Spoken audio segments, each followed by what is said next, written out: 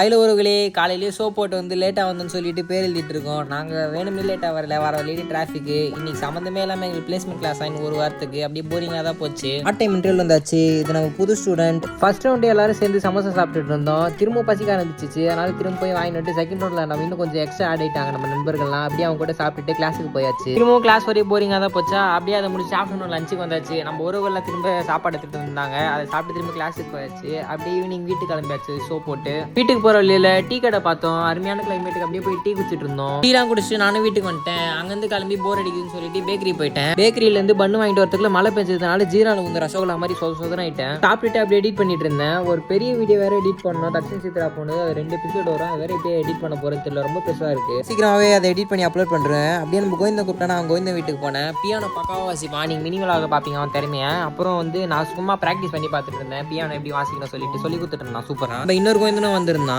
மேய்ச்சரா வீட்டுக்கு கிளம்புறேன் அப்படின்னா விடவே இல்லை. நீ உட்காந்து சாப்பிடணும், இல்லை கூட பேசவே கூட உட்காந்து சாப்பிட்ற அப்படின்னு சொல்லி சாப்பிட வச்சு தான் வீட்டுக்கு அமிச்சான். என்ன பொறுமையாக சாப்பிட்டுலாம் முடிச்சுட்டு நம்ம வீட்டுக்கு வந்தாச்சு. நம்ம நாய் நண்பர்கள் வேற புது ஃப்ரெண்ட்ஸ் கஷ்டாங்க. உன்னை போடவே மாட்டீங்க விளாக்ல அப்படி சொல்லிட்டு கோச்சிக்கிறாங்கன்னு சொல்லிட்டு அவங்களுக்கு கொஞ்ச நேரம் விளாக் எடுத்து போட்டு இருந்தேன். அப்படியே வீட்டுக்கு வந்து தூங்கிட்டேன். நாளைக்கு பார்க்கலாம். நல்லது நினைங்க, நல்லது நடக்கும்.